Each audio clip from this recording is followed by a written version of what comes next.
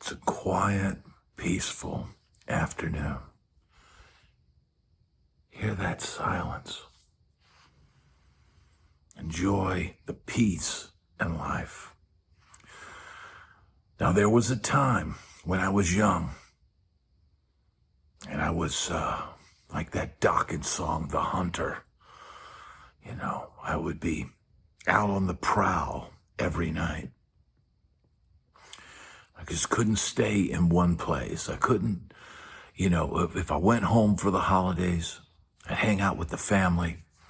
But then later on, I'd have to go out. I'd have to go out, hit the town, no matter where I was. The same thing with being on the road.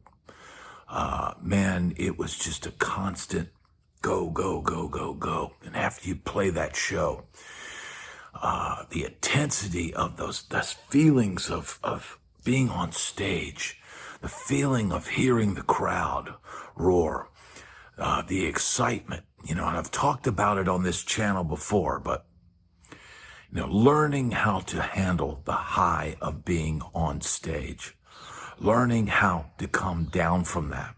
I had a guy in the comments today. He said an older guitar player had told him, don't hang out after the gig, go home.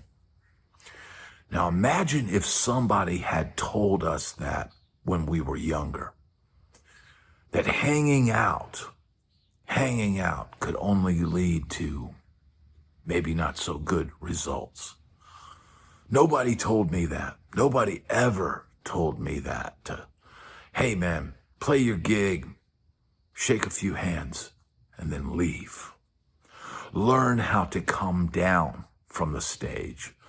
Learn how to deal with the high that you get from playing, and learn not to chase it after you're done playing.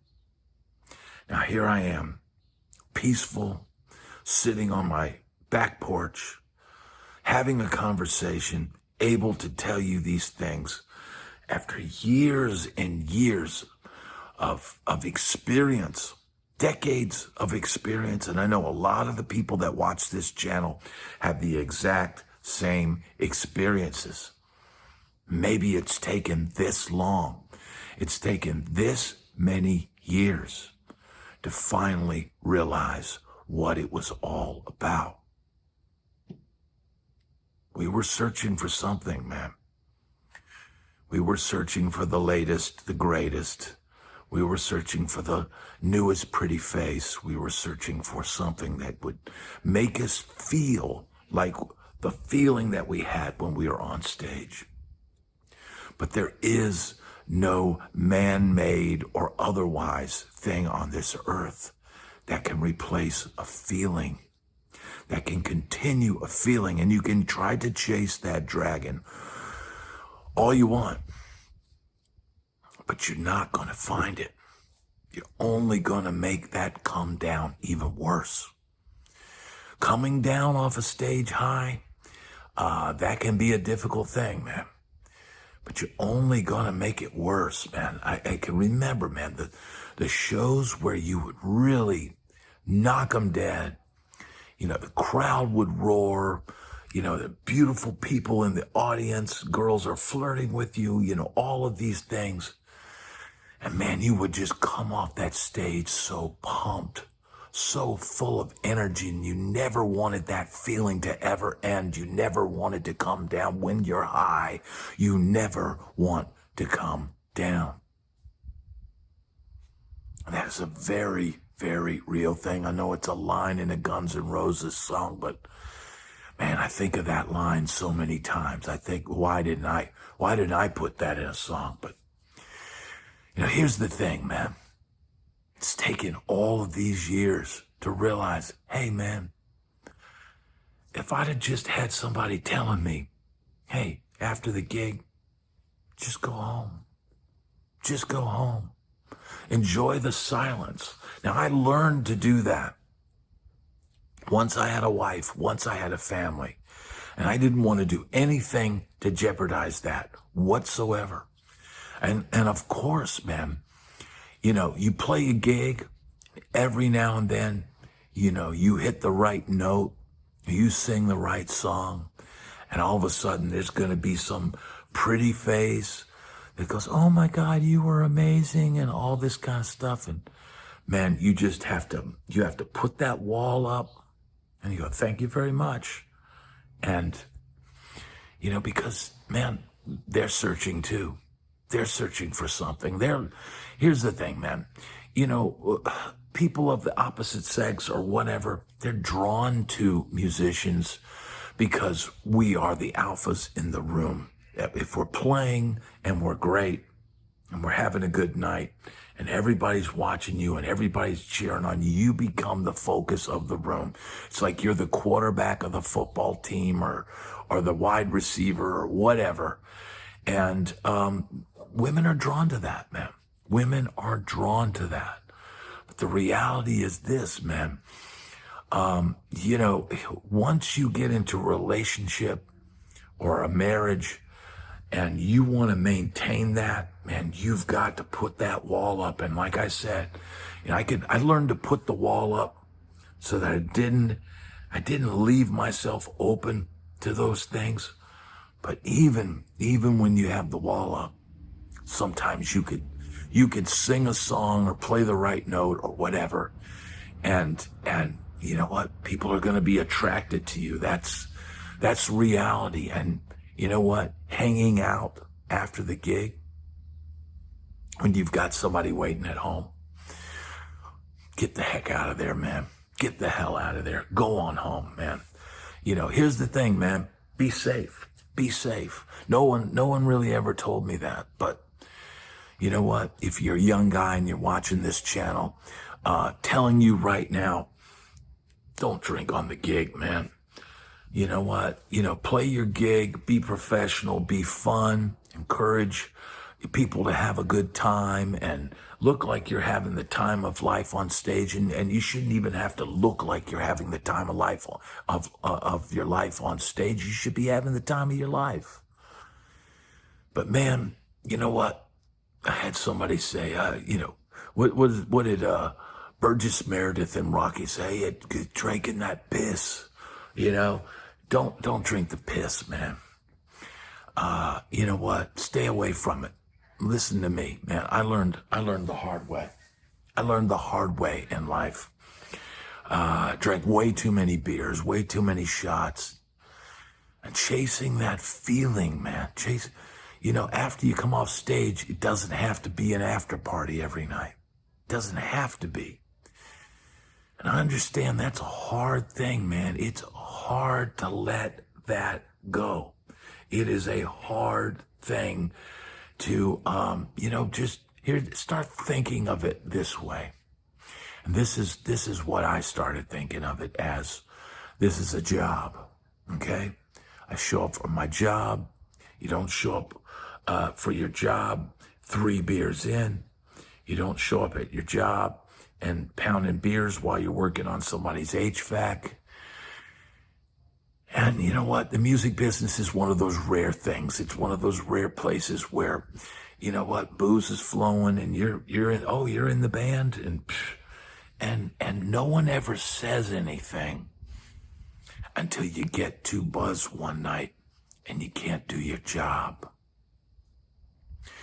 And I've been on gigs where I was teetering on the brink. I think I always had a strong constitution, so I could handle a lot. And I knew if I felt on the gig, I felt like, oh man, I'm a little deep in my cups right now. I would reel it in. I would focus really hard, and I'd, start sipping a Red Bull or a Coke or a water or something, and realize, man, I'm kind of pushing it right here. I'm pushing it. But man, I've played on gigs with musicians, and they're hammered on my gig. They're falling down. They fall down. And I think, man, I didn't really, when I called you for this gig, I didn't want you falling down drunk. That's not what I had in mind. And you know what? Don't do that. Don't do that to the people that call you and hire you. Don't drink too much. If you can help it, man. Look, I know some people like to have a beer. It loosens them up and all that. But that's where it started out. That's where it started out for me. Having one beer on the gig. And then that one beer became 2 beers. And then that 2 beers became 3. And, oh, 3's nothing. I can drink 3. And then how many beers you drink after the gig? You know, a 12-pack for a couple of people, 2 or 3 people. It seemed like nothing at the time. You know, I would play gigs at one point in Nashville, and I'd have a 12-pack waiting for me when I got home. And, you know, many nights I'd you know, after probably having 3, 4, 5 maybe beers, I'd come home and I'd polish off a 12-pack by myself. By myself. And nobody thinks that that's where, you know, their drinking is headed. But that's what ends up happening, man. And I started realizing, man, you know what? This is kind of sad, dude. You watch those beer commercials and you see the girls in the bikinis and all this, and it's all that fun, but they don't show the guy kind of stumbling around his house like I was, you know, 12 beers in at, you know, 3 a.m. They don't show that, man. And all I was trying to do was keep that feeling that I had on that gig. I was trying to keep that, chase that high, chase that dragon, or whatever it was, man. And it could take you to a bad place, man. You know, many people did much worse than me, and some of them aren't with us anymore. Some of them had to go to rehab. Some of them had to go through a hell of a lot, man. This is just real talk. People tune into this channel for real talk. You want the real talk? Well, here it is. If you're a young cat, man, learn how to play the gig and go home. Might be tough. Maybe not. Maybe, you know what? I think younger generations now are staying, not drinking as much. It seemed to be a huge part of culture then. The beer commercials with the hot babes and the celebrity sports, you know, casters and athletes and rock stars and all this kind of stuff. And they made it look so glamorous. They made it look so fun. They made it look like, man, if I just have a couple beers and, you know, there's going to be babes and all this kind of stuff, but they don't show. And I started realizing that when I'd be alone at 3 o'clock in the morning after my 10th beer, that, you know what, this is not a pretty sight, man. And if I was going on a date, I wouldn't want anybody to see me like this. I would never go out. You know, when I was 10 beers in, I didn't want anybody in town to see me like that. And that's the reality of where it heads, man. That's the reality of, you know, having to have that 12-pack waiting for you when you get home. And that was, man, for a long time, man, that's what it was.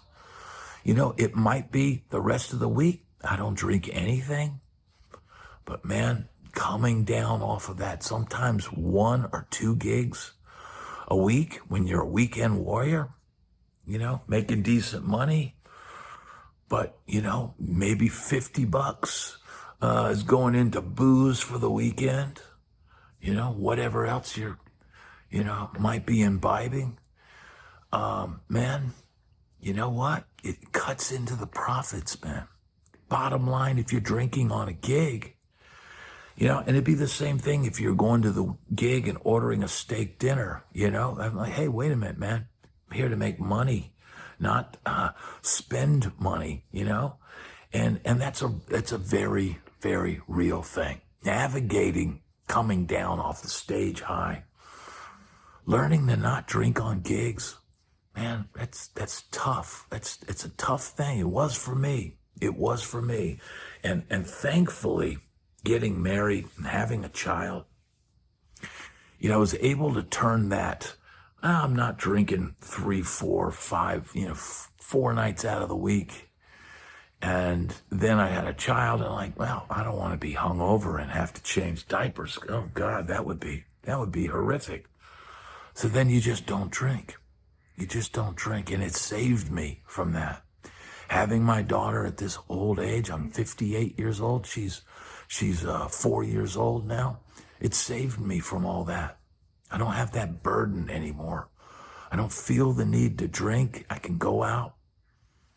And you know what? If I want to drink something bad for me, I'll have a Coca-Cola once in a while. That's kind of the old days when I first started out in the business and I got to a club and I was too young to drink. I'd order a Coke. And that was my, oh, I got my caffeine and my sugar rush, right? I always felt like I was always reaching back to that amplifier, grabbing that beer, grabbing that Red Bull. Or later when I learned to not drink and not necessarily have an energy drink every time I played, I'd have a sparkling water. It was almost like drunken kung fu, reaching back and then, you know, blasting off into another zone.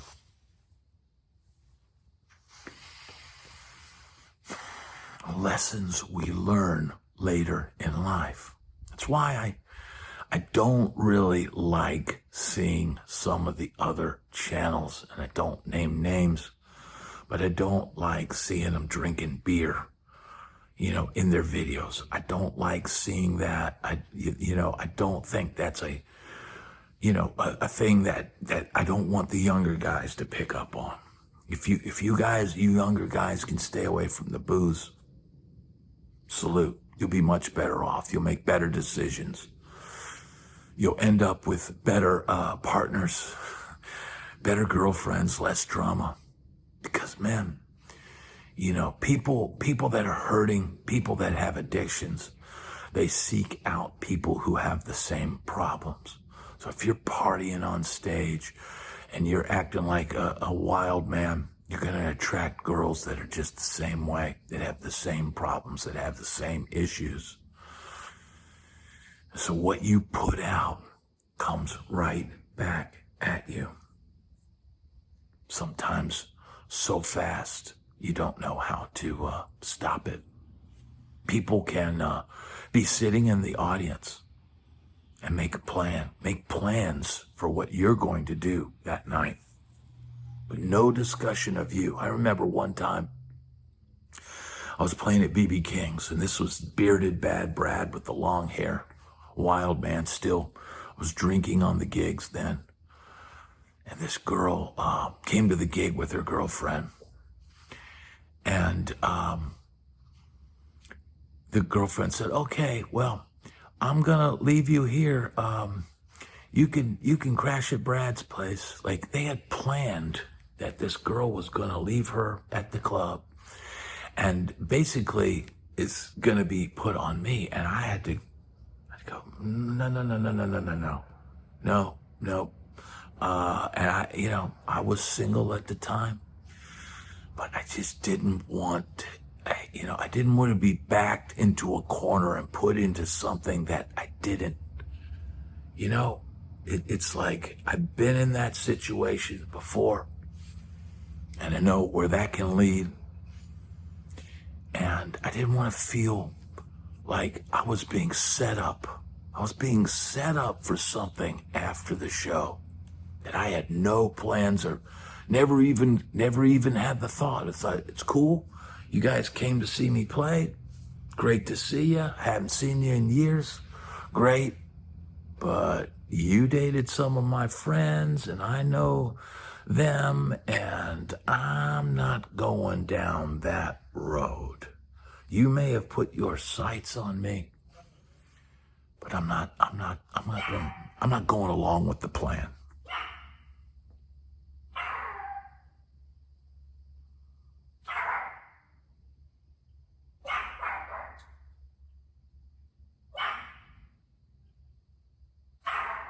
Ace, come here. Ace.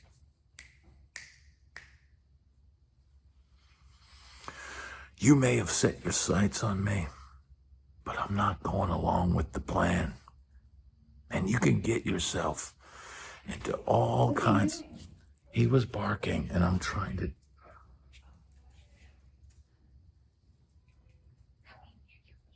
Just let me finish. I'm almost done.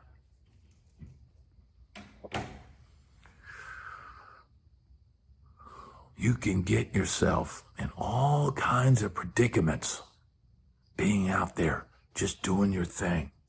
Especially when you're out there partying. People can make plans. They have got their sights on you. They have plans for what they're going to do with you that night. You have no idea what they're cooking up in their brains. If you can avoid the pitfalls, if you can avoid the over drinking, if you can avoid the indulgence of other things, because all of that stuff is out there floating. All of that stuff is out there floating in that world. If you can avoid all of those things, play your gig, do your job, and go home.